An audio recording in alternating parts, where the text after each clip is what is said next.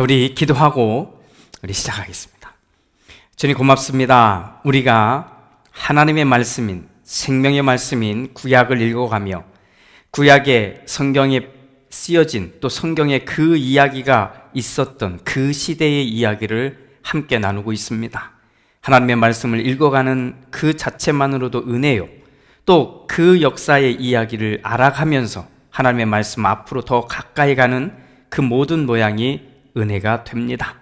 주님, 이 소중한 시간 우리가 잘 지켜 마무리까지 잘 할 수 있도록 인도하여 주시옵소서. 축복하며 예수님의 이름으로 기도드립니다. 아멘. 자, 우리 지난 시간에 이제 문명에 대한 이야기를 우리가 계속 다루고 있습니다. 그래서 역사 이야기이기 때문에 어쨌든 우리가 계속 이야기를 듣다 보면 어느 정도 감이 될 수도 있고, 감이 올 수도 있고, 아니면 역사 이야기가 굉장히 어려워서 사실 정말 먼 이야기처럼 들릴 수도 있습니다만, 그래도 우리가 이걸 쭉 계속 듣다가 보면 그렇구나 하는 어느 정도의 지점이 올 거라고 저는 생각합니다. 우리 이 지도는 계속해서 보실 텐데 딱 보면 이제 우리 머릿속에도 눈에도 그냥 싹 들어왔으면 정말 좋겠습니다. 보듯이 그냥 우리가 구약 성경을 지금 읽고 있는데 연대기로 읽지만 구약 성경의 모든 이야기는 이 지도 안에 다 일어났다. 여기를 벗어나서 일어나는 일은 하나도 없다. 이렇게 생각하시면 됩니다. 그러니 이만큼의 지도의 모양을 알고 있는 것은 어쩌면 가장 기본이 되겠죠. 그래서 어떤 일이 어디서 일어났다, 아니 구체적으로 찾아 들어가면 어려울지 몰라도 그래도 우리는 겉으로 정도는 이 정도는 좀 충분히 알아볼 수 있지 않을까. 그래서 우리가 보면 이집트 맨 왼쪽 밑에 보면 여기 당연히 이집트지요. 이제 오늘 우리가 이집트 얘기도 좀 하겠지만, 그래서 쭉 따라 올라오게 되면 여기가 이스라엘이구나.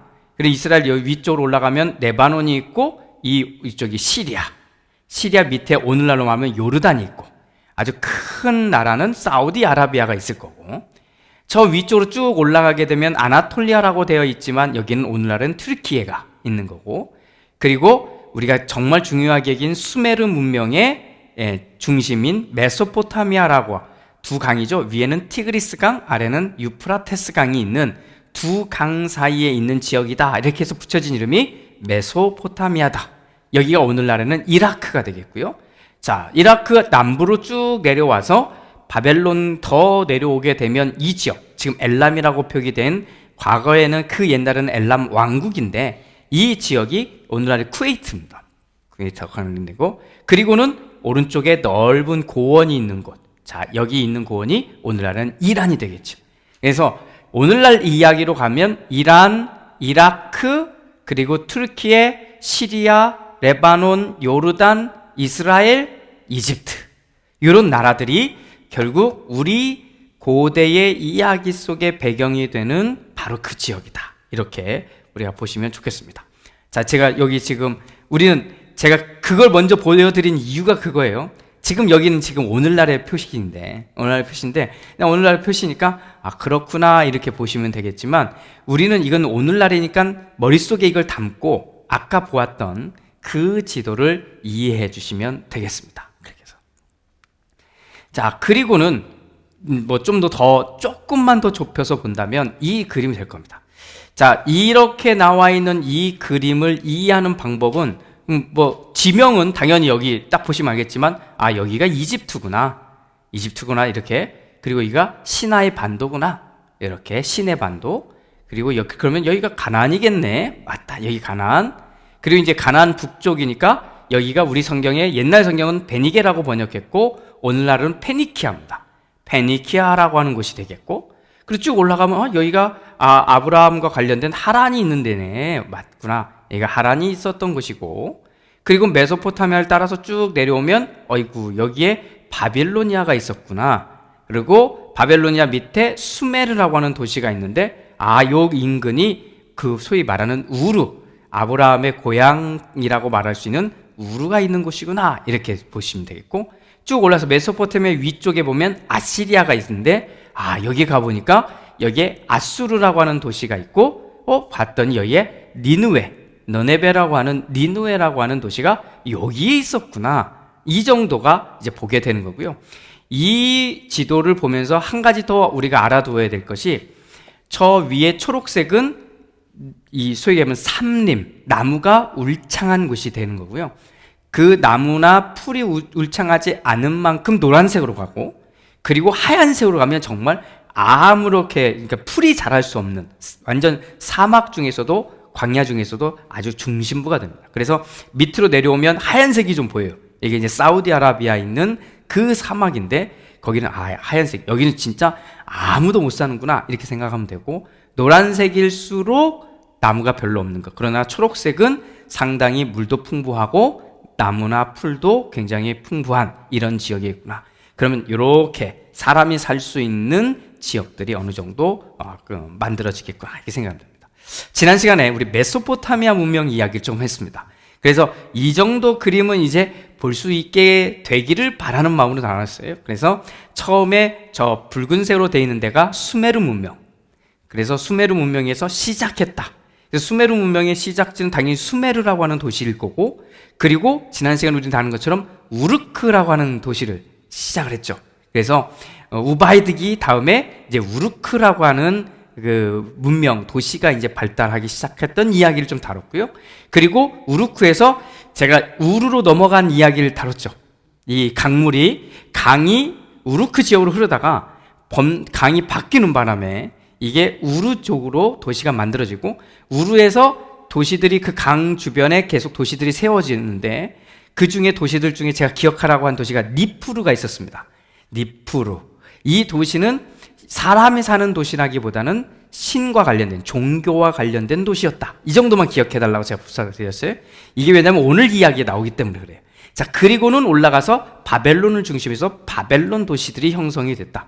그래서 밑에 원래 우르 지방에 살던 사람들이 이주해 가기 시작하는데, 아마도 이렇게 이주해 가는 내용과 우리 성경에 아브라함의 선조들이 우르를 떠나서 이주하는 시기가 어느 정도 맞춰지지 않았을까라고 하는 생각들을 하게 됩니다. 그래서 남부지방인 소위 말하는 수메르 문명을 가지고 있었던 우르 지방이 점점 사람이 살기 어려워진 땅이 되자 올라가서 물길을 따라 올라가 바벨론 우리가 여기서 봤지만, 보면 이 지도를 보면 바벨론을 보면 밑에 유프라테스 강하고 위에 티그리스 강이 거의 만나는 지점이에요.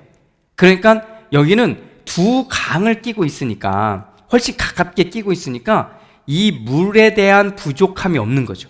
그러니까 물만 잘 활용하면 충분히 사람들이 많이 모여 살 수 있는 아주 좋은 장소가 바벨론이었다. 그래서 바벨론 제국의 수도가 될 만큼 바벨론 여기가 된 거고, 여기는 다니엘서의 배경이 되기도 하고, 이스라엘 사람들이, 유대인들이 마지막에 바벨론의 포로로 끌려갔을 때 거기서 이제 있었던 그 많은 이야기들의 배경이 저 바벨론에서 관련된 이야기들이다. 이렇게 보시면 되겠습니다.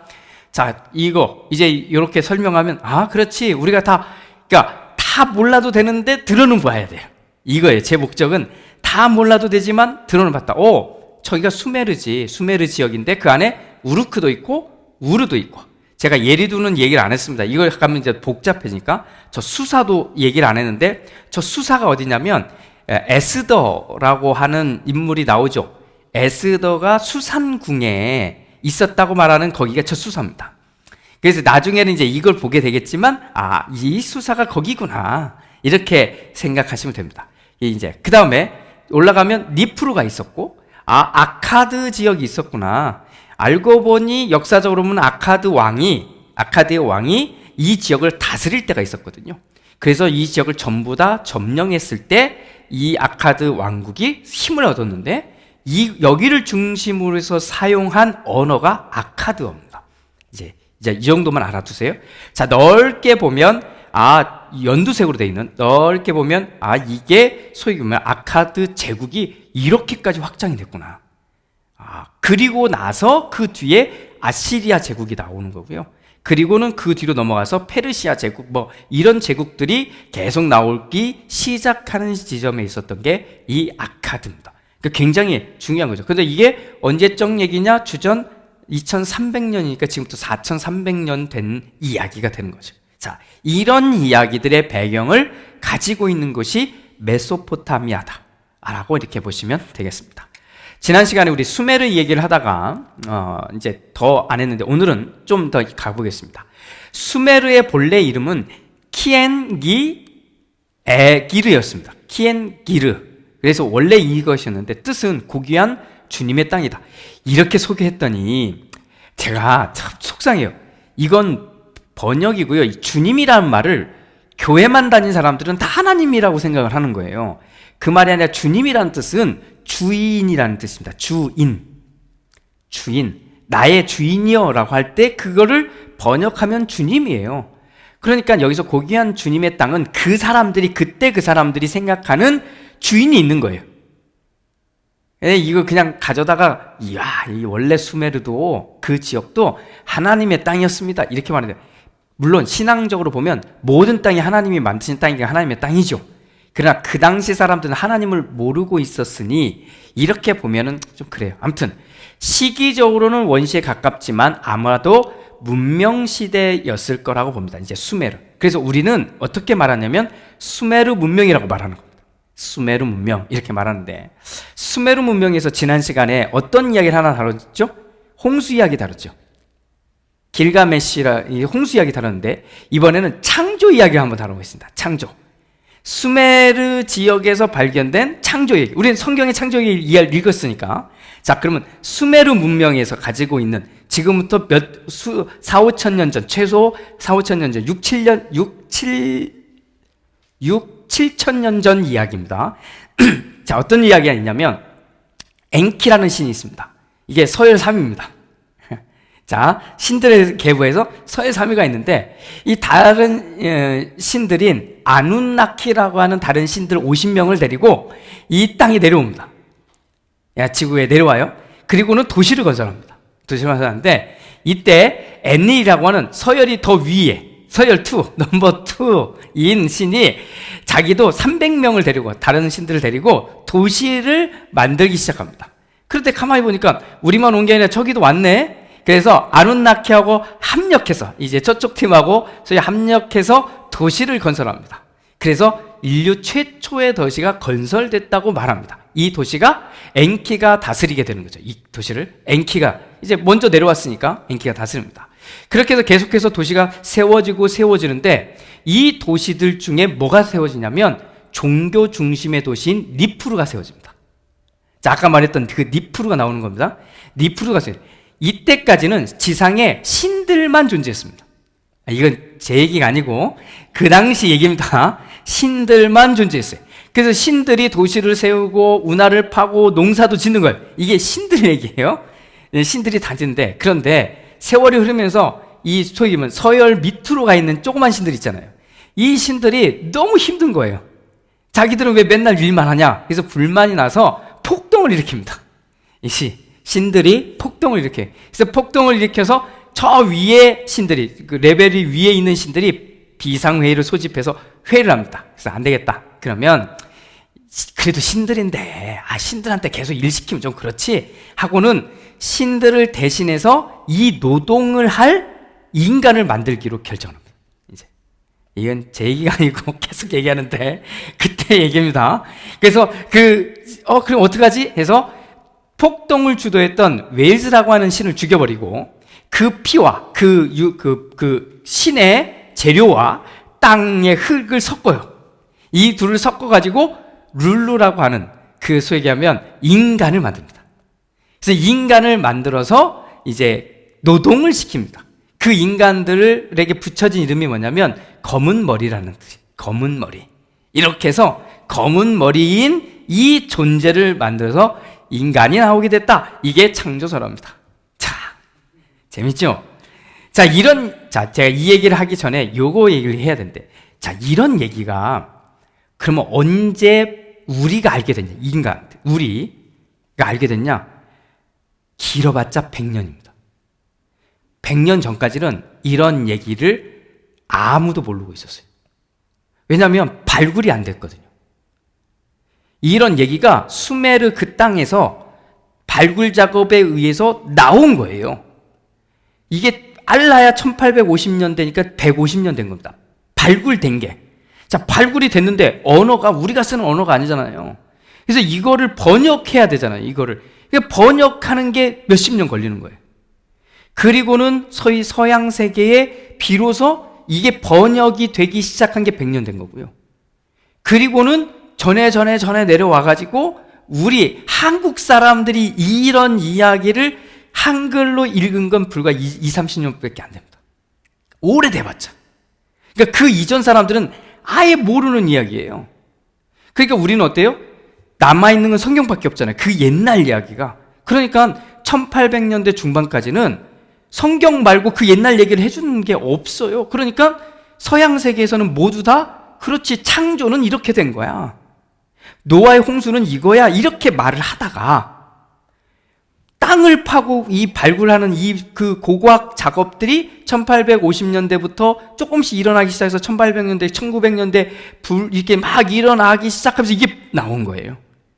그리고서 땅 파고 나왔더니 그들이 말하는 이야기대로만 이야기한다면 이거는 가장 오래된 얘기, 자료로 보면 지금 인류의 역사에 가장 오래된 얘기의 점토판에 이런 이야기들이 쫙 적혀 있으니, 야, 이런 이야기를 들으면서 뭐가 나오냐면, 그래서 이런 이야기를 듣고는 상상의 나래를 편 사람들이 우주인설을 지금 주장합니다. 우주인설. 이게 많이 나왔을 거예요. 이게 뭐냐면 누비르라고 하는 태양계, 우리는 태양계에 있잖아요. 수금지와 목토천의 명, 이거 있는데 12번째 행성이 누비르라고 이때입니다. 이 사람들이 이제 얘기하는 거예요. 제 얘기 또 아니에요. 제 얘기 아니고 그 우주인설을 주장한 사람들이 12번째 행성인 누비르가 있는데 여기에서 온 우주인이 이게 아눈나키입니다. 아눈나키? 아까 봤는데? 수메르 거기서 나온. 그래서 그 우주인들이 금을 캐기 위해서 지구에 옵니다. 그래서 열심히 와서 금을 캐니까 이게 너무 힘든 거예요. 그래서 안 되겠다, 우리 대신에 일할 인간을 좀 만들자 해가지고 원숭이하고, 네안데르탈린입니다. 그 사람들 말하는 네안데르탈린하고 그리고 흙을 섞어갖고 지금의 인간을 만들었다고 주장하는 게 우주인설입니다. 가만히 듣고 보니까 저 수메르에서 창조했던 창조설화라고 말하는 그 창조 이야기하고 이걸 어떻게든 이렇게 잘 섞어가지고 만들어낸 거죠. 아무튼 이렇게 해서 막 수많은 이야기들이 등장하게 되는 겁니다. 그러고 보니 우리가 이렇게 생각하죠. 수메르의 창조설화라고 말해요. 우리는 설화라고 하니까 이런 설화가 있었고, 수메르 문명, 그 옛날 얘기하는 거예요. 설화가 있었고, 이걸 지금 말하는 메소포타미아라고 하는 지역의 사람들이 이 옛날 이야기를 들었을 거란 말이죠. 그래서 이 비슷한 이야기가 메소포타미아 지역에 여기저기에서 나옵니다. 그래서 50개 정도 나옵니다, 이 이야기들이. 그러고 나니까 그 옛날 이야기가 뭔지는 몰라도 지금 우리 손에 있는 이야기들이 조금씩 다른 버전을 갖고 있는 50개의 창조 이야기가 나온 거죠. 아마 더 발굴하면 더 나올 수도 있겠지만 현재까지는 그런 상황입니다. 이게 나오니까 이제 난리가 난 거예요. 어떡하지? 우리 입장에서는 성경 얘기가 맞아야 되는데, 실질적으로 고고학자들이 말할 때는 성경이 우리가 글로 남아있는 시대보다 얘네들 시대가 더 오래됐거든요. 자, 그러면 오래된 것이 원본일까요? 나중에 나온 게 원본일까요? 상식적으로 얘기하면, 상식적으로 오래된 게 원본일 가능성이 높잖아요. 그래서 부딪히기 시작하는 거예요. 이 싸움에 여전히 하고 있는 게 창조에 관한 이야기, 홍수에 관한 이야기들이 되는 거예요. 그렇게 되어 있다가 어떻게 되냐면, 메소포타미아가 이걸 받아들이면서, 메소포타미아 지역이 받아들이면서 이 사람들이 어떤 신을 섬겼냐면 마루뚝이라고 하는 신을 섬깁니다. 자, 이 마루뚝이 굉장히 중요합니다. 고레스 왕 이야기 때 마루뚝이 나오거든요. 그런데 마루뚝을 섬기던 이 사람들이 이 창조 이야기와 묶여지면서 이 마루뚝을 인간을 창조한 그 창조의 신의 아들로 바꿔버립니다. 이제 탈바꿈을 시켜요.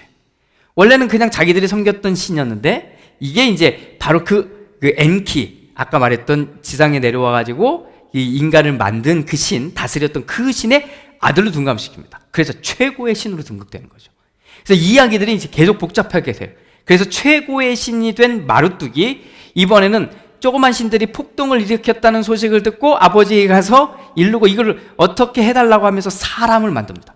이게 이쪽 문화 얘기입니다. 그런데 그때 사람을 만들어서 사람에게 붙여진 이름이 뭐냐면 아담아입니다. 아담아. 우리는 사람이라고 말하는. 야, 이게 놀랍죠. 우리가 성경에 읽을 때 하나님이 우리 인간을 만드시고 붙여진 첫 번째 사람의 이름에 붙여진 이름이 아담이잖아요. 이게 원문으로 읽으면 아담아입니다. 그런데 수메르 문명의 마루뚝이 한 일도 똑같아요. 이름이 아마다인 거예요. 야, 이런 것들이 발굴이 안 돼야 우리 얘기가 끝날 텐데 이게 나와 버렸으니 이제 이게 복잡해지기 시작한 거죠. 이 싸움을 제가 아는 한도 30년 지금 계속 해가고 있고요. 앞으로도 계속 할 겁니다. 그러니까 저는 성경 쪽의 입장인 거고 저쪽 사람들은 저기 있지만 우리가 이걸 모르면 할 수 있는 말이 없어요. 자, 책을 내밀고 자, 이게 1900년 책이고 이게 2000년 책이면 뭐가 더 원본이에요? 이렇게 물어보면 1900년 책이 원본일 가능성이 높은 거잖아요. 그러면 이제 완전히 그쪽 세계를 무시하려면 그들이 말하는 연대기를 다 무시해버려야 됩니다. 연대기. 소위 말하는 이스라엘의 문명이 가장 오래됐다고 말해야 되고 이 수메르 문명은 이 뒤에 생겼다고 말해야 돼. 그러려면 우리가 말하는 수메르 문명이니 메소포타미아 문명이 이것들이 다 이스라엘이 만들어진 문명보다 뒤에 나와야 돼. 근데 우리는 한 번도 그렇게 배운 적이 없거든요. 그래서 이쪽을 배우다가 또 이쪽을 배웠다가 고고학이 등장하면서 엄청난 싸움을 하게 된 게 이때 이야기다. 자, 이런 이야기들을 제가 던지는 건 여러분들을 시험에 빠지라고 던지는 게 아니라 이게 실제로 지금 있는 이야기들입니다. 그래서 이 모든 것 속에서 우리는 어떻게 성경을 말해야 되는가, 이해해야 되는가. 지금 젊은 친구들에게요, 이쪽 세계사를 공부하고 세계 문명을 조금이라도 알고 있는 사람이 그거를 모르고 대답하면요, 이 사람들은 우리 무시하게 돼요. 쟤네들은 역사도 모르고 아무것도 모르네, 이렇게 되는 거예요. 적어도 그 사람들이 무엇을 말하는지 어떤 역사적인 자료를 갖고 있는지를 알고 얘기를 해야 얘기가 될 거 아니냐고요. 그런데 그냥 우리끼리 그냥 성경 읽으면 그냥 그대로 믿어지는 사람들끼리 이야기하면 이 사람들 얘기가 완전히 딴 세상 이야기가 되는 거죠. 아무튼 저는 이런 이야기들을 하면서 결론으로 가볼 겁니다. 자, 퀴즈 하나 드립니다. 우리가 이제 성경을 읽고 계시니까 출애굽 했잖아요. 이스라엘 백성들이. 그거 다 읽으셨죠? 할렐루야. 자, 출애굽했어요. 출애굽을 해서 이스라엘 백성들이 가나안에 들어가서 정복을 합니다. 가나안 땅을 정복을 해요. 물론 40년 광야 생활도 하지만, 자, 질문을 정확하게 해주세요. 출애굽한 이후에 이스라엘 백성이 가장 먼저 정복한 가나안의 성읍은 어딘가? 자, 1번 길갈, 2번 아이, 3번 여리고, 4번 아랏. 자, 1번, 2번, 3번, 4번.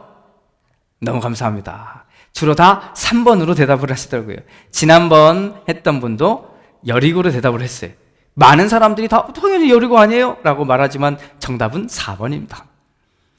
정답은 4번입니다. 야, 이제 너무 감사해요. 제가 왜 그런지는 지금 얘기 안 하겠습니다. 이 얘기만 해도 오래 걸리니까. 우리가 성경을 읽어갈 때 그냥 성경에 대한 이야기를 다루면에 있어서 왜 이게 지금 안 되냐면, 여기에 많은 사람들이 뭐냐면, 가나안 땅에 들어간다는 얘기는 요단강을 건너서부터 이 언약궤를 메고 들어간 거기가 가나안 땅이지, 그리고 건너자마자 만난 땅이 여리고니까 이렇게 생각을 한단 말이에요. 그런데 이제 우리가 3년차 때 지도를 펼치면 이 이스라엘 백성들이 다닌 길들이 나오잖아요. 이 다닌 길들을 따라 다녀보면 아랏이 나옵니다. 여기구나. 여기가 제일 먼저 갔다 오는구나.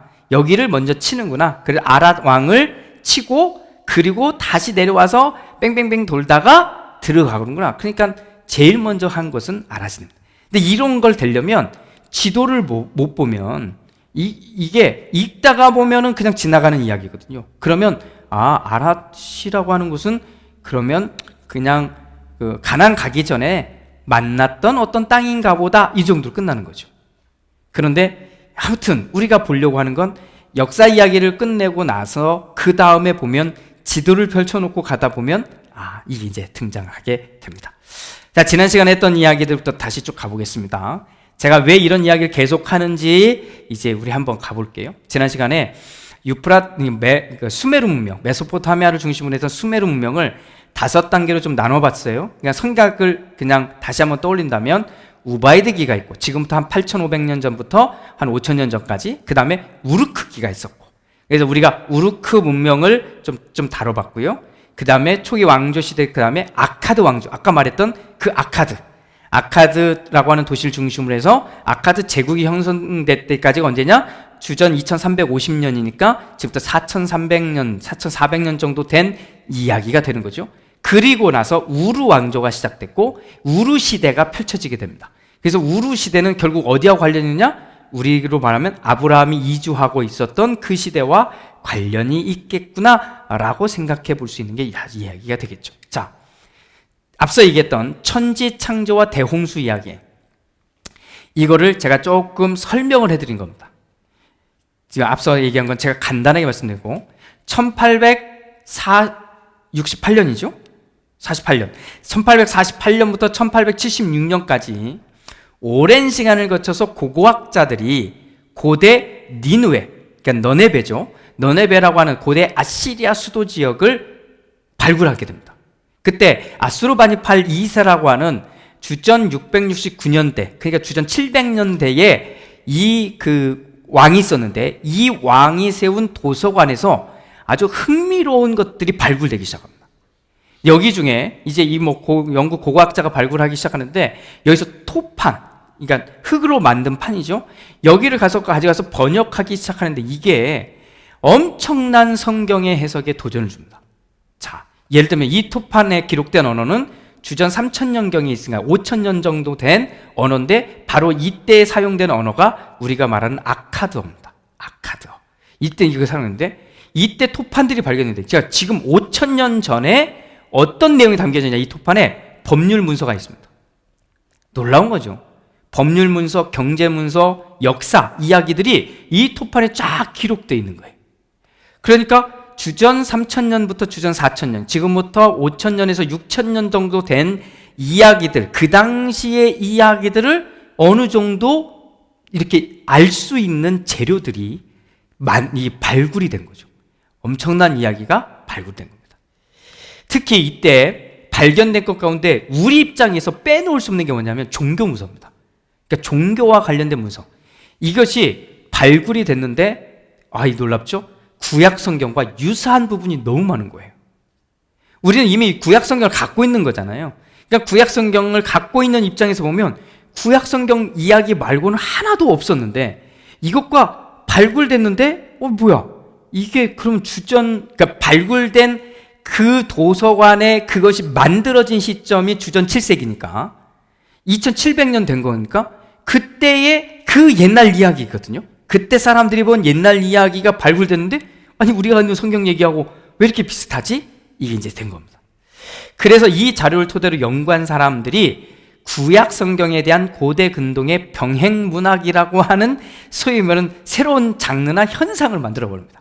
이건 그동안은 구약 성경만 있었는데 이제 이것들이 나오니까 그 고대 근동 지방에서 어떤 일이 있었나, 그러면서 이 아카드어 종교 문서들 중에 아직까지도 학자들 사이에서는 논쟁이 되는 게 있어요. 왜냐하면 성경이 그렇게 쓰지 않거나 성경과 유사하니까. 그래서 그 중에 대표적인 게 아까 말했던 천지, 창조에 대한 이야기, 창조설화와 홍수에 대한 이야기입니다.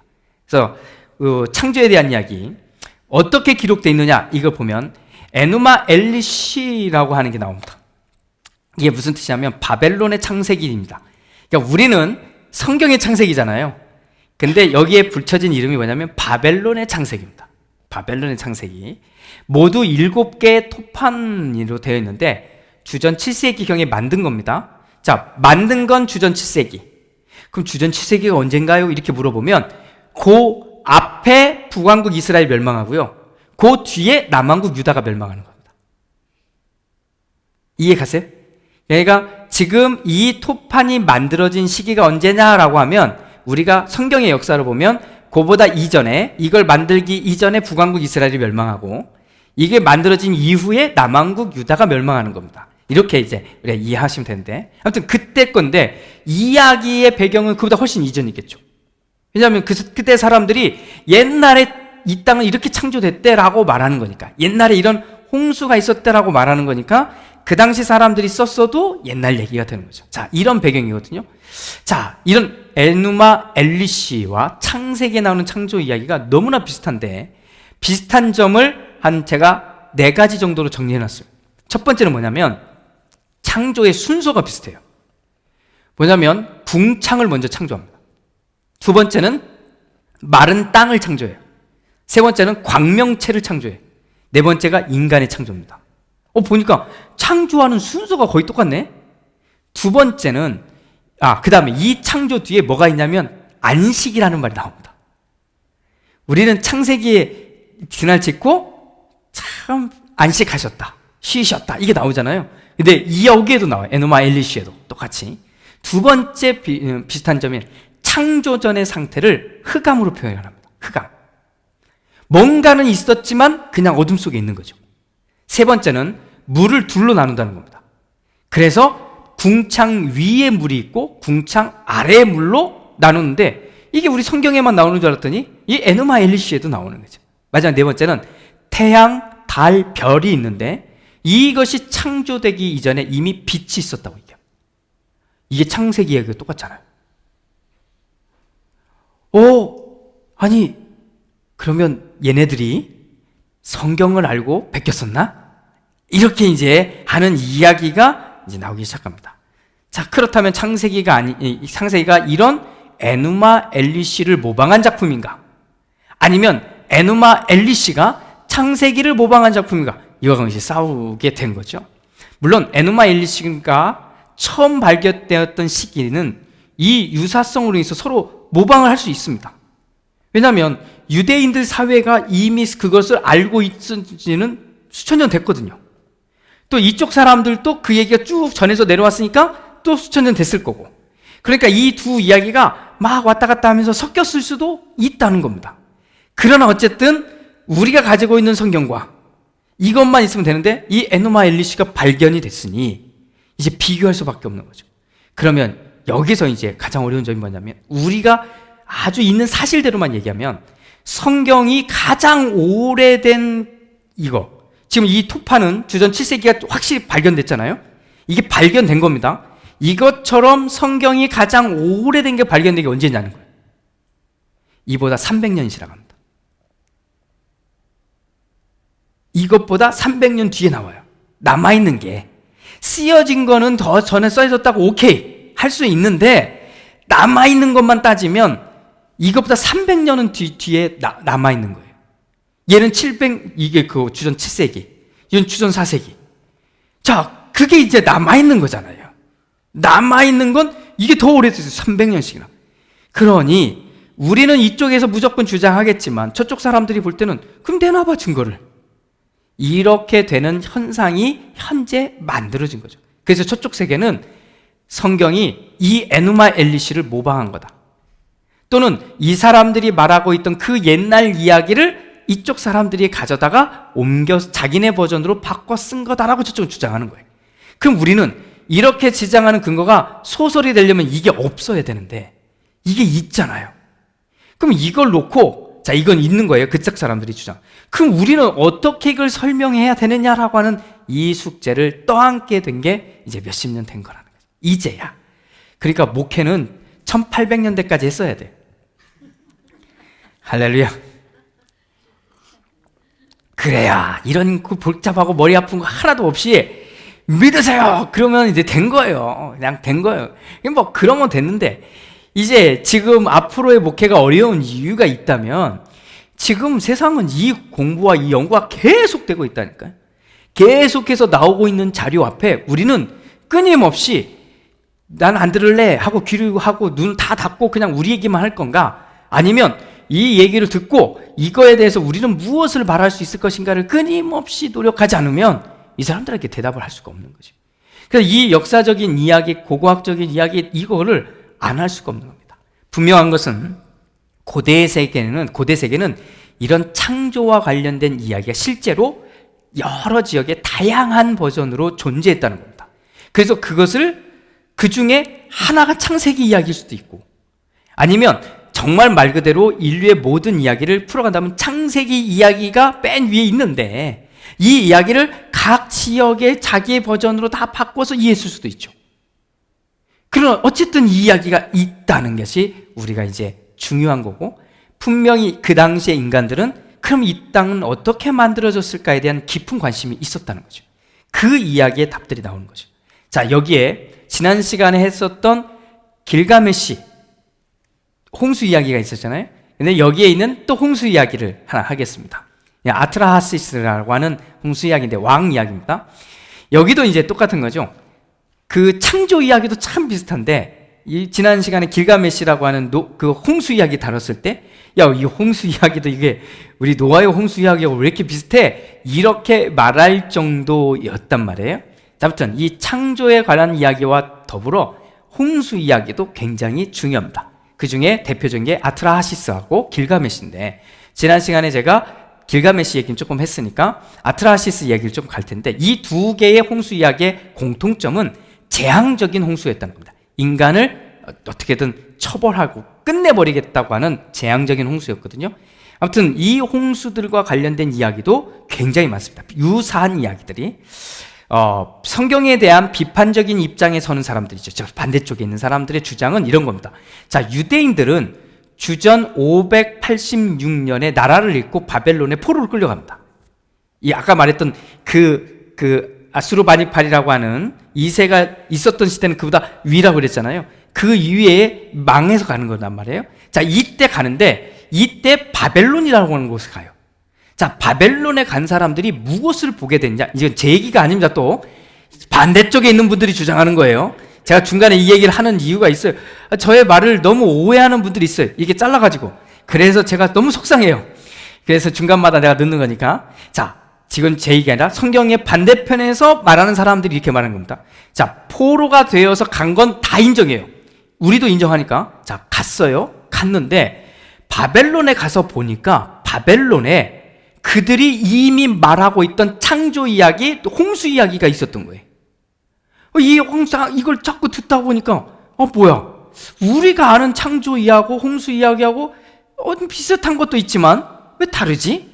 하면서 사실은 그들의 영향을 받았다고 보는 겁니다. 그들의 영향을 받아서 그 창조 이야기하고 바벨론에 있었던 홍수 이야기들을 이 유대인들이 어떻게 하지? 이제 자손들에게 알려줘야 되는데 지금 모두가 포로로 끌려왔잖아요. 그럼 이제 만약에 놔두면 얘네들이 자라서 저 바벨론 사이에 들어가면 이 성경으로 소위 말하는 하나님 얘기에서의 창조와 홍수 이야기는 사라지고 저 이야기로 다 넘어갈 것 같잖아요. 그래서 쓰게 된 것이 창세기였고, 창세기의 앞부분 창조 이야기하고 홍수 이야기가 그래서 쓰여지게 됐다라고 말하는 게 저쪽 얘기입니다. 아시겠죠? 우리가 원래는 성경이 없었다는 걸 아셔야 돼요. 유대인들은 다 기억하고 말로 다 전해줬어요. 그래서 기억하고 외우고 해서 세대로 쭉 내려왔어요. 글이 없었으니까. 남겨진 게 아니니까. 뭐 그만큼의 힘이 없어요.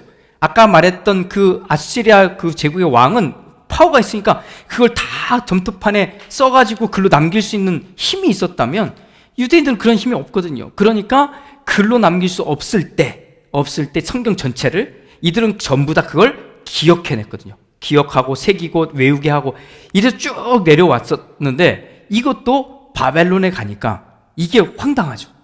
그래서 성서학자들은 아주 중요하게 얘기합니다. 우리가 창세기부터 소위 말하면 신명기까지를 토라, 율법이라고 하는데 이 토라가 언제 쓰였냐? 실제로 내용은 그 이전이겠지만 글로 쓰여진 건 이 바벨론 포로기 이후라고 보는 겁니다. 그래서 갔더니 걔네들은 글도 있죠, 다 썼죠, 그걸로 막 가르치고 있죠. 근데 우리는 아무것도 남겨놓을 수 있는 게 없잖아요. 그래서 그제서야 이걸 글로 남길 동기부여를 얻게 되고, 그래서 글로 남기기 시작한 거니까 앞서 말했죠. 이보다 한참 뒤에 우리는 말하는 구약 성경이 쓰여지게 된 거고, 실제로는 우리가 말로는 옛날부터 했다고 그래요. 근데 제가 기억을 해보니 세대가 다르겠지만 저는 저희 할아버지가 한 말도 기억이 안 나요. 이게 기억이 안 나요. 그러니까 완전히 바뀐 거잖아요. 그러니 이거를 주장하기에는 굉장히 논리적으로 비어있다면, 이쪽은 자료가 있으니 이쪽은 그런 말로 열심히 이야기하는 겁니다. 아무튼 에누마 엘리시를 모방해서 창조 이야기가 쓰여졌듯, 지금 이렇게 말하는 홍수 이야기도 이쪽 이야기가 자기들은 더 오래된 이야기를 갖고 있는데, 그 중에 하나가 아트라하시스고 또 하나는 길가메시인데, 이런 이야기들의 영향을 받아서 우리 성경은 노아 이야기를 만들었다, 이 사람들은 그렇게 주장한다는 겁니다. 자, 아트라하시스, 그럼 이런 왕의 이름인데, 그럼 이 사람은 누구냐? 주전 17세기입니다. 그러니까 지금부터 3700년 전 인물입니다. 자, 어떤 이야기냐면, 이제 보세요. 신들이 열받은 거예요. 인간들 때문에. 자, 열받았어요. 이제 한참 지나간 겁니다. 그런데 그래가지고 가뭄과 질병을 통해서 인간의 인구수를 조절하려고 그래요. 너무 시끄러우니까 얘 좀 조절해야 되겠다, 이렇게 마음을 먹고 수메르 신들의 실권자인 엔린, 우리 지난 시간에 했는데 기억이 나실지 몰라서 상관없어요. 아무튼 이 엔린이 이 지상의 난잡함을 해결하기 위해서 어떡하지? 하고는 홍수를 일으켜야 되겠다, 이렇게 합니다. 그래서 홍수를 일으키려고 했는데 이 이야기를 신들은 알고 있잖아요. 그때 인간 창조에 관여한 엔키가 있습니다. 아까 말했던 엔키. 이 신들이 여기저기 나와요. 그래서 제가 이 엔키가 자기가 만든 거잖아요. 근데 이 쓸어버리겠다는 건 동의하겠는데, 이게 싹 쓸어버리면 내 작품이 하나도 없어지니까 이게 안 되겠다. 그래가지고 이 분명히 그 엔린이라고 부딪힙니다. 그리고 이제 결론을 내려요. 그러면 인간들에게 말하지는 않고 그러면 그냥 진행하자, 이러고 이제 합의가 끝납니다. 하지만 엔키는 속으로는 이게 속상하잖아요. 자기가 만들어 놓은 걸 싹 쓸어버리겠다고 하니까. 그래서 안 되겠다 해서 엔키가 인간을 다 쓸어버릴 수 없으니까 살리려고 누구를 선택하냐면 이 도시의 왕인 이 아트라하시스를 선택을 합니다. 근데 신들끼리 소개하면 협상을 했는데, 자기가 알려주면 자기가 이상한 사람이 되잖아요. 이상한 신이 되잖아요. 그래서 자기가 알려주지 않은 것처럼 합니다. 어떻게 하냐면 문 뒤에, 벽 뒤에다가 아트라시스를 세워놓고 여기서 엔린하고 일부러 싸워요. 큰 소리로 막 싸워요. 그걸 밖에서 이 아트라시스가 듣게 하는 거죠. 아시겠죠? 나는 직접 얘기 안 해준 거예요. 막 하는 걸 이 아트라시스가 듣게 해서 가서 이 아트라시스가 방주를 만듭니다. 이 방주 얘기도 재밌는데, 우리는 성경에 있는 방주 말고 여기는 정육면체 형태의 방주예요. 이걸 두 개를 이렇게 돌려놓은 것 같은. 아무튼 이렇게 생긴 방주를 만들게 됩니다. 마을 사람들 싹 모아서. 그래서 다 싣고 신들까지 싹 대피한 뒤에, 신들은 이제 알고 있으니까 다른 인간들은 다 남아있지만 방주에 숨은 사람들 말고는 신들도 다 대피한 뒤에 40일 밤낮 비를 쏟아붓습니다. 지난번에는 7일이었는데 이 길가메시는 이거는 이제 40일 되는. 그리고는 주변 상황이 잠잠해지자 나서서 새를 내려보냅니다. 비둘기도 보내고 제비도 보내고 까마귀도 보냈는데, 마지막 까마귀만 돌아오지 않자 다시 문을 열고 나와서 그 동물을 잡아서 신에게 번제를 드리며 이야기가 끝납니다. 이게 아트라하시스에 나오는 노아의 방주 이야기입니다. 이게 재밌죠? 이런 얘기가 없었을 때는 우리 얘기로 끝. 그러나 나왔으니 이제 이 이야기를 할 수밖에 없는 거죠. 제가 혼자서 신나게 열심히 얘기했는데, 어쨌든 자, 길가메시 왕은 주전 20세기입니다. 그게 지금부터 4000년 전 얘기고, 아까 얘기했던 아트라하시스는 3700년 전 얘기입니다. 주전 17세기. 그래서 이런 이야기들이 있는데, 보니까 성경에 나와 있는 노아의 홍수 이야기하고 그 비슷한 것도 있고 똑같은 것도 있고 막 그러더라라는 거죠. 자, 제가 소개 하나 하겠습니다. 아트라하시스, 거기에 나와 있는 글귀를 몇 개를 제가 발췌해서 소개를 해드리면 이런 내용이 나옵니다. 집을 버려두고 방주를 지어라. 물질을 버리고 생명을 구하라. 방주의 제도는 이러하니 하면서 이렇게 만들려고 하는 내용이 나오고요. 그는 정결한, 그러니까 동물을 가로로 되어 있는 건 없어요. 이게 무슨 글자인지 해독이 안 됐어요. 그런데 넣어본 겁니다. 이렇게 될 거구나. 그는 정결한 땡땡땡을 희생제물로 드렸고 가축들도, 그리고 땡땡땡, 이거는 잘 모르는 것들이에요. 또한 살찐 뭘 잡고, 그러니까 동물들을 잡았겠지, 아니면 양들을 잡았겠지. 그리고 다음에 동물들을 택하여 동물들을 방주에 실었다. 하늘을 나는 땡땡, 이게 새들이 이렇게 있고, 가축들과 가축의 신들 또한 자신의 가족들도 방주에 실었다. 역청을 발라 문을 봉했다. 이게 아트라시스에 나오는 거예요. 자, 그러고 보니 이 얘기가 노아의 이야기를 알고 이렇게 바꾼 걸까? 이 얘기가 있고 노아의 얘기가 바뀌었던 걸까? 아니면 둘 다 있는데 둘 다 섞여갖고 내려온 걸까? 이런 이야기들로 그들이 지금 싸우고 있는 겁니다. 저는 이 싸움판에 껴있지는 않습니다. 그러나 이런 이야기들로 하고 있더라. 이게 발굴이 안 됐으면 너무 재밌는데. 자, 길가메시 지난번에 소개했는데 길가메시 글도 제가 있는 글을 그대로 소개해 드릴게요.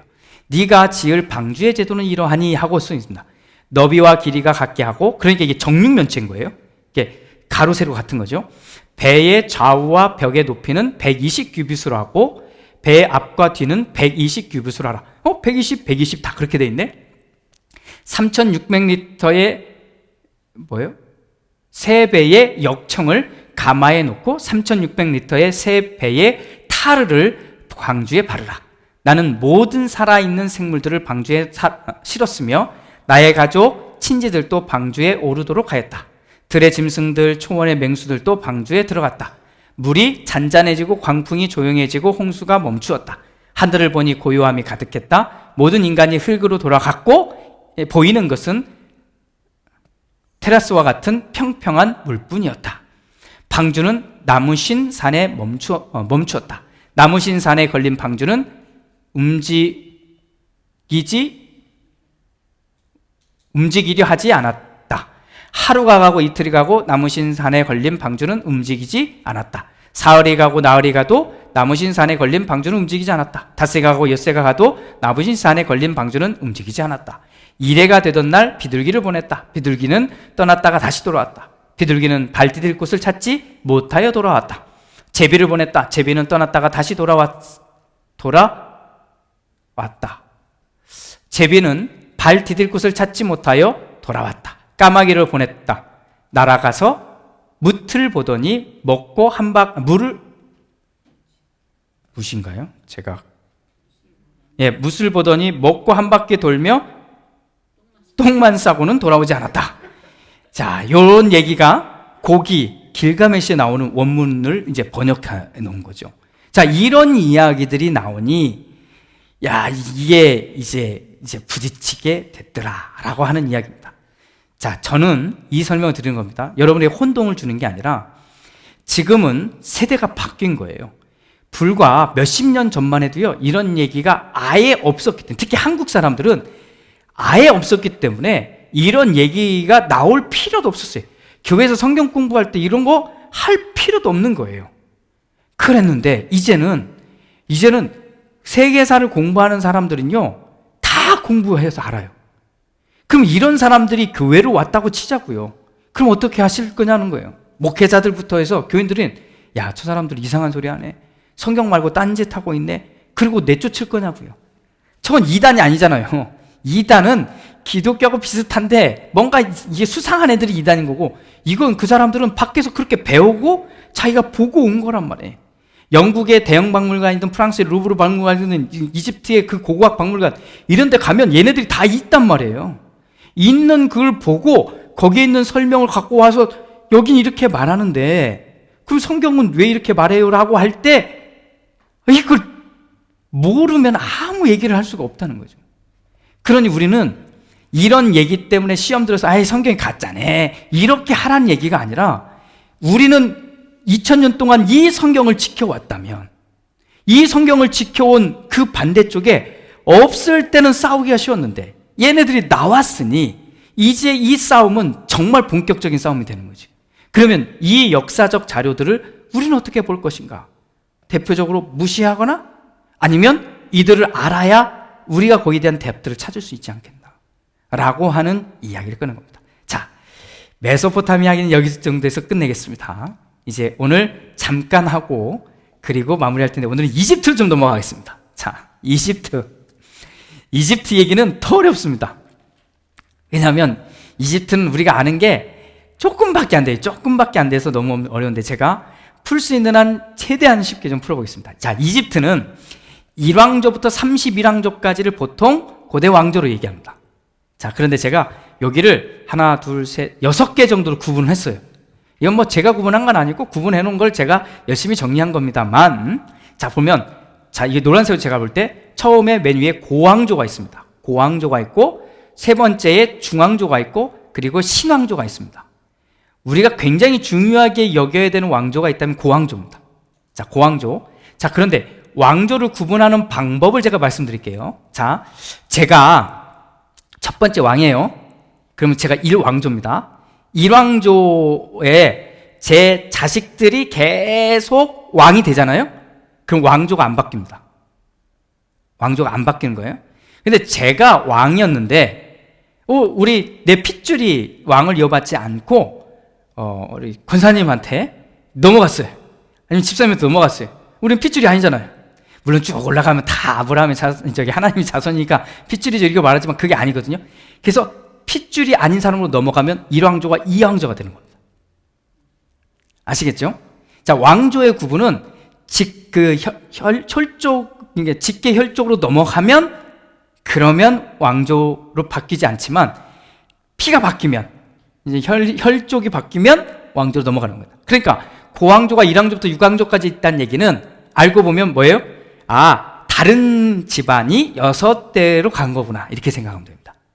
그래서 저 때 하다가 제가 한 2년 하다가 누구한테 넘어갔네? 그래도 왕조가 바뀐 거예요. 제가 하고 뭐 자식이 하고 해서 수백 년 했네? 그럼 그것도 하나의 왕조인 거예요. 그건. 자, 이해되시죠? 자, 이렇게 되는 거고. 자, 두 번째, 그 왕조가 저렇게 고왕조, 중왕조, 신왕조 이렇게 돼 있는 왕조들 때는 굉장히 탄탄했던 겁니다. 그 왕의 힘, 파라오의 힘입니다. 파라오의 힘이 강력했을 때는 저렇게 돼 있다가 중간에 제1혼란기, 제2혼란기가 이렇게 하나씩 껴 있는데 이때의 왕조는 7왕조부터 10왕조까지 있지만 왕권이 약해요. 너무 약해도 너무 약한 거예요. 그래서 그냥 잘못하면 쑥 쓰러지고 할 수 있는 시대를 말하는 겁니다. 그래서 고왕조와 중왕조 사이에 약 4개의 왕조가 있었는데 7왕조부터 10왕조까지 이때가 소위 말하는 좀 힘이 약해진 때. 그리고 제중왕조하고 신왕조 사이에 13왕조부터 17왕조까지 약 5개의 왕조가 있었는데 이때도 제2혼란기다 이렇게 말하는 겁니다. 이런 식으로 왕조들이 가는 건데 전체적으로 보면 이거고요. 고왕조 시대를 왜 알아야 되냐라고 하면 고왕조 시대가 어떤 시대냐면 우리가 이집트 하면 떠오르는 피라미드를 만든 시대입니다. 피라미드, 그 엄청난 피라미드. 자, 거기 이야기를 조금 다룰 텐데, 자, 지도를 보죠. 이제 이집트 이야기를 하는 겁니다. 이집트가 지금 저기에 어디 있는지는 이제 다 찾으셨어요. 그죠? 자, 이집트를 조금 더 확장을 시켜보면 이제 한글로 된 게 있으면 참 좋겠는데 그냥 없으니까 제가 영어 버전 가봅니다. 자, 여기 보시면 이 이집트입니다. 그리고 여기가 사해바다입니다. 사해반도, 그러니까 시나이반도. 자, 이렇게 이집트가 있는데 이집트는 강이 여기서 시작을 해서 이렇게 위로 흘러가는 겁니다. 아시겠죠? 여기 밑에 쪽에서 시작하는 거예요. 강이 그래서 흘러서 위로 가는 겁니다. 이게 처음 지도를 보는 분들은 어려워요. 강이 흐르면 위에서부터 밑으로 올라야지 왜 밑에서 올라가? 이게 이렇게 되는데 강은 높은 데서부터 낮은 데로 흘러가는 거잖아요. 그러니까 높은 지대가 밑에 있어요. 밑에 있는 거고 밑에서부터 위로 흘러서 지중해로 나가는 겁니다. 그러니까 바다가 저쪽에 있으니까 그렇게 흘러간다고 생각하시면 됩니다. 그래서 앞으로 보실 때마다 계속 보셔야 되는 건 이쪽이 나일강이라고 보통 얘기하는 나일강 하류의 삼각지입니다. 삼각지대고 강은 위에서부터 발원을 해서 이쪽이 모이고 이렇게 모여서 이 강을 따라 이렇게 위로 흘러가는구나 이렇게 생각하시면 돼요. 되셨죠? 자, 머릿속에 그 정도 기억해 주시면 되겠고 좀 더 크게 보면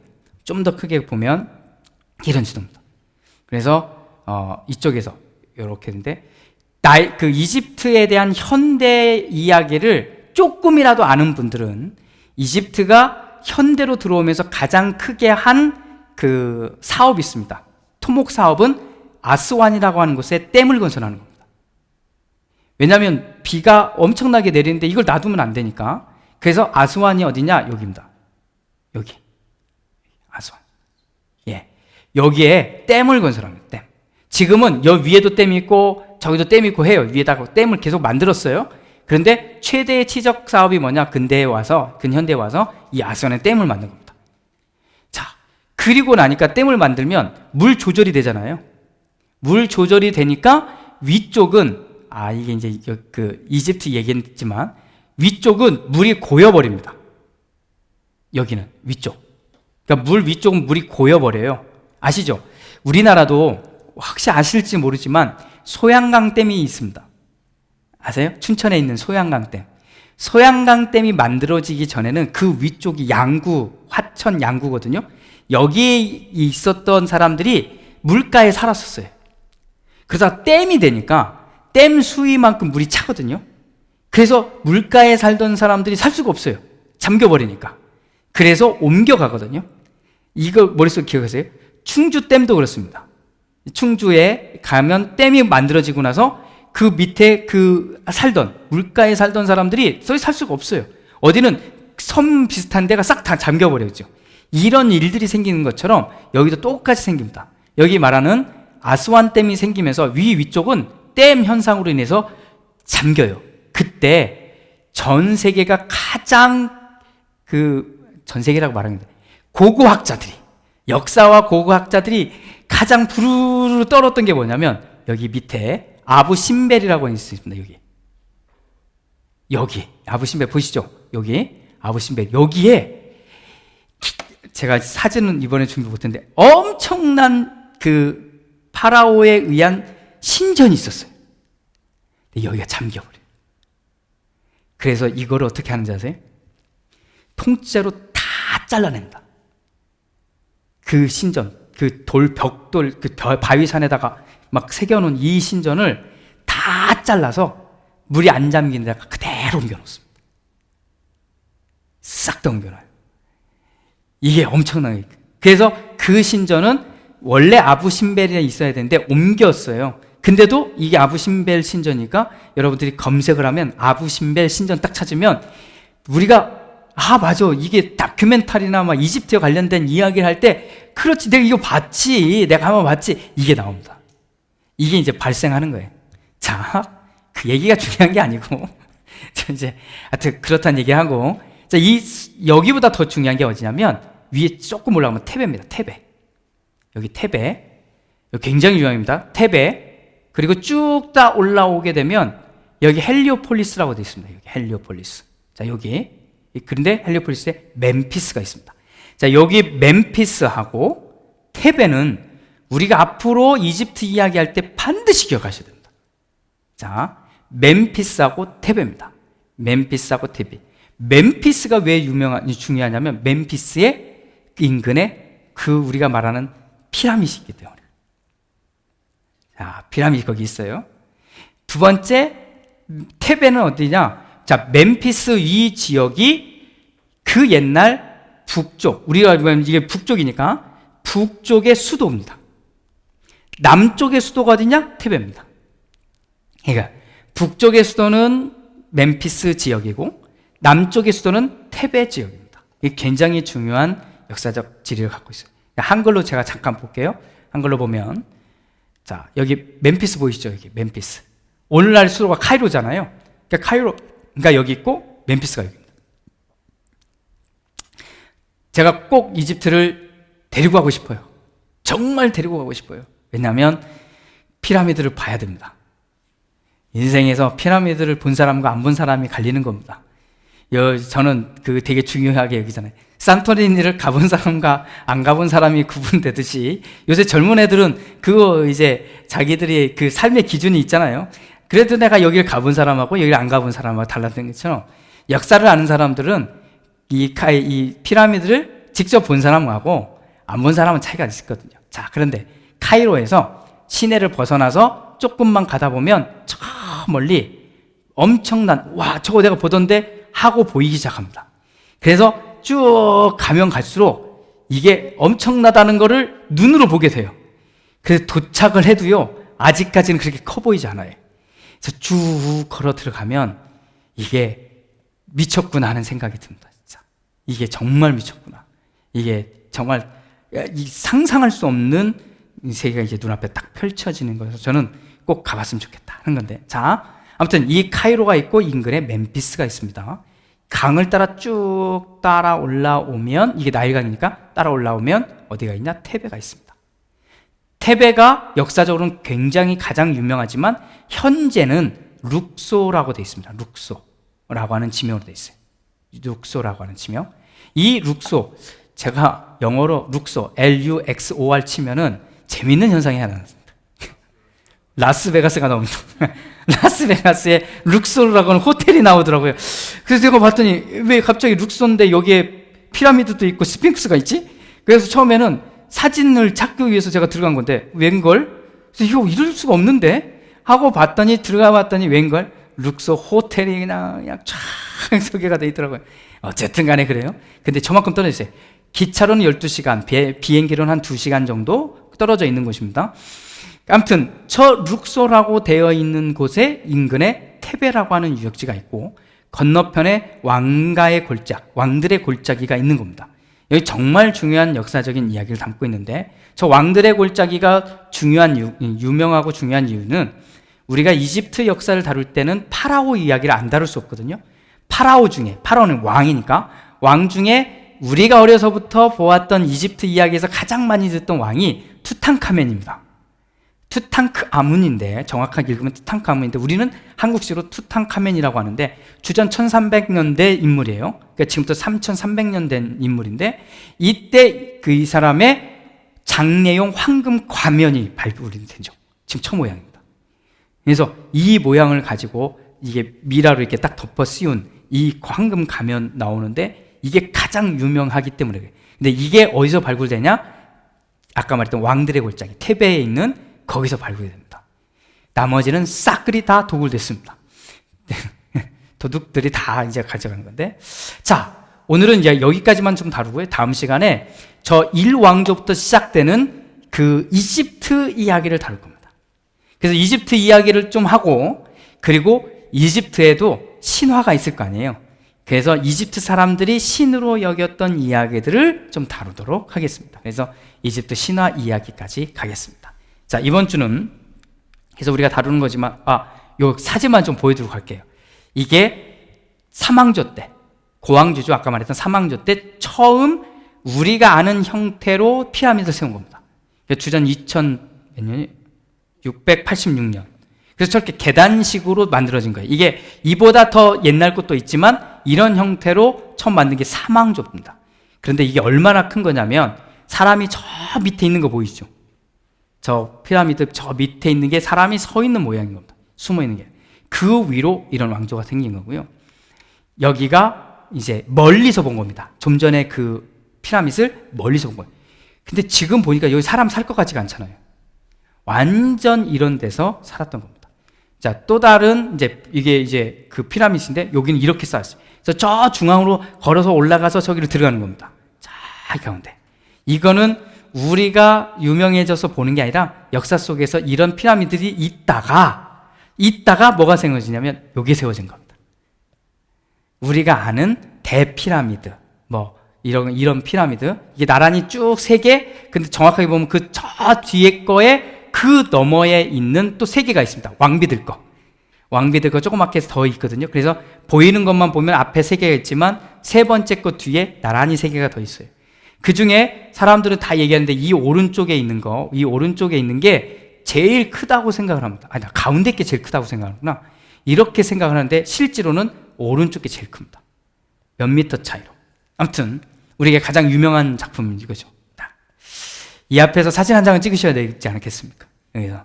자, 내가 여기 갔다. 이제 다음 시간에 얘기하겠지만 저 앞에 있는 스핑크스, 저 스핑크스는 돌로 쌓거나 만든 게 아니고 저건 하나의 돌입니다. 하나의 돌, 원래 돌산을 깎아가지고 만든 거예요. 이게 그냥 하나의 돌로 되어 있는 나무입니다. 자, 저렇게 되어 있는.